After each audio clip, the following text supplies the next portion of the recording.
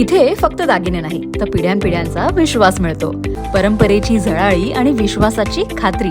Kailas अडगावकर jewellers, Datta मंदिर bus stop, Nashik road. महिलांचे लैंगिक शोषण केल्याप्रकरणी नाशिक गुन्हे शाखेने बंदूक कॅप्टन अशोक खरातला दिनांक 18 मार्च रोजी अटक केली. त्यानंतर त्याला दिनांक 24 मार्च पर्यंत पोलीस कोठडी सुनावण्यात आली होती.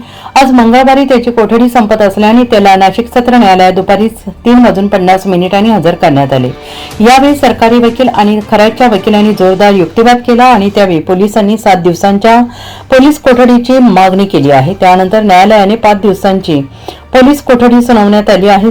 नाशिक सत्र न्यायालयाने अशोक खरातला 5 दिवसांची म्हणजे 29 मार्च पर्यंत पोलीस कोठडी सुनावण्यात आलेली आहे. यावेळी न्यायालयात सरकारी वकिलांनी आरोपी खरात लोकांना खडे द्यायचा, पेढा खाऊ घालायचा, पाणी प्यायला द्यायचा आणि त्यानंतर मळमळ व्हायची, त्यामुळे पेढा पाणी कुठून आणायचा याचा शोध घ्यायचा आहे. तसेच त्याच्या फार्म हाऊसमध्ये पिस्तूलच्या 5 रिकाम्या पुंगळ्या सापडल्या असून ते कुठे फायर केले हे बघायचे आहे. त्यामुळे 7 दिवसांची पोलीस कोठडी द्यावी अशी मागणी करण्यात आलेली आहे. परंतु न्यायालयाने 5 दिवसांची पोलीस कोठडी सुनावली आहे. खरातला न्यायालयात आणण्यापूर्वी त्याची जिल्हा न्यायालयात वैद्यकीय तपासणी करण्यात आली.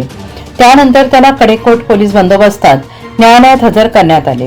परंतु ज्यानं कायदा सुव्यवस्थाच ठेवली नाही, ज्यांनी पोलिसांच्या नावाने म्हणजे पोलिसांनी याचं जे आहे ते अशोक खरातला पाठीशी घालण्याचा प्रयत्न केला.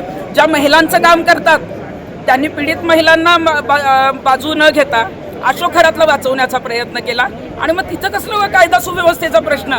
आम्ही जे आहे ती कायदा सुव्यवस्था नीट राहावी, त्याला शिक्षा मिळावी, यासाठी आमच्या पण ज्या भावना आहेत त्या आम्ही व्यक्त करायला इथं आलोय आणि त्या आम्हाला त्यांनी करून दिल्या पाहिजे. आम्हाला अभिव्यक्ती स्वातंत्र्य आहे.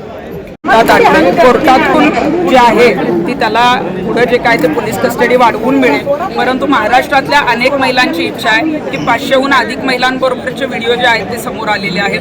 1,500हून महिलांवर जे आहे ते लैंगिक शोषण करण्यात आलेलं आहे. त्यामुळं महिलांच्या ताब्यात एकतर अशोक खरातला द्या किंवा तिथं जर तुम्ही काही गेलात किंवा कोणी महिला गेल्या तर त्याच्या 2 कानाखाली वाजवून द्या. आणि म्हणूनच आम्ही कोर्टात आलोय. आणि मला वाटतं की पोलिसांनी जे आहे ते त्याला प्रोटेक्शन देण्यापेक्षा आम्हाला जर तिथं पोहोचवलं किंवा आम्हाला सांगितलं तर त्याला एकदा भावना तर कळू दे जनतेच्या बाहेर काय आहेत.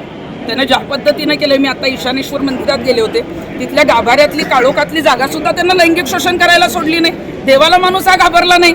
म्हणजे माणसाच्या रूपात राक्षसी स्वरूपाचा एखादा जो माणूस असतो तसा ट्रीटमेंट घेऊन काहीच उपयोग नाही आहे. पोलिसांना माझी विनंती आहे की तुम्ही आम्हाला ताब्यात घेण्यापेक्षा किंवा अडवण्यापेक्षा आम्हाला तिथं जाऊ द्या. आम्ही काही चुकीचं केलं तर आमच्यावर गुन्हे दाखल करा. करण्याच्या संवेदनशीलतेमुळे न्यायालयाच्या परिसरात मोठ्या प्रमाणात पोलीस तैनात करण्यात आले होते. तर सुनावणी पाहण्यासाठी वकिलांची मोठी गर्दी झाली होती. तसेच सामाजिक कार्यकर्त्या तृप्ती देसाई यांनी आपल्या समर्थकांसह न्यायालयात दाखल झाल्याने काही वेळ गोंधळ निर्माण झाला. NCN न्यूजसाठी रोहन दानी, नाशिक.